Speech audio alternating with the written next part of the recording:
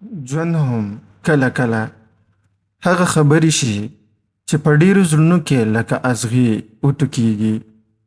هغه رازونه شي چې ناولې پاتې وي. هغه څړیکې او دردونه شي چې درمان نه لري. هغه زخمونه شي چې وخت تېرېږي تازه کېږي. هغه فریادونه شي چې هیڅوک یې نه اوري. د هغه چا انتظار شي چې هیڅکله نه راځي. د هغه چا یادونه شي چې له ژونده لاړ شي خو په زړه کې اوسي.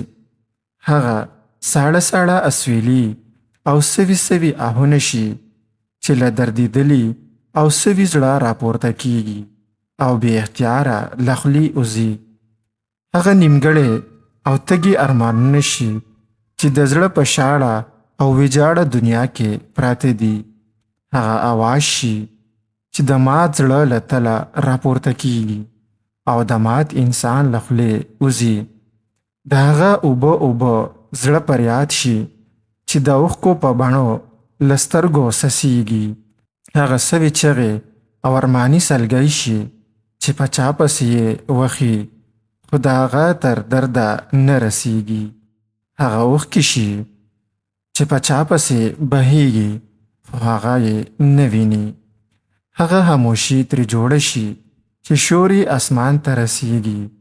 د 100 کلن انتظار زهر شیبې او د 100 کلن یوازیتوب ولاړ وختونه شي چې هیڅ نه تېرېږي. د امیدونو هغه ویجاړه شوې دنیا شي چې بیا نه ودانېږي. پر یوه ازغنه لار یو زړه چاودې سفر شي. د بیلتانه په زندان کې ژوند شي. د ارمانونو دار شي چې پرې زانګو. د جدایۍ او بیلتانه هغه سوځندن مر شي چې هر څه لولپه کړي. یا هغې دردونه او لیوني یادونه شي چې ځواني جړوي او ژوند دردوي. د بایللي حسن او د تللي ښایست ارمان شي چې په غاړه کې لکه د دار پړی پروت وي. د یو ښکاره ورکې لټون شي او بالاخر ژوند ګلاب په اور کې شي.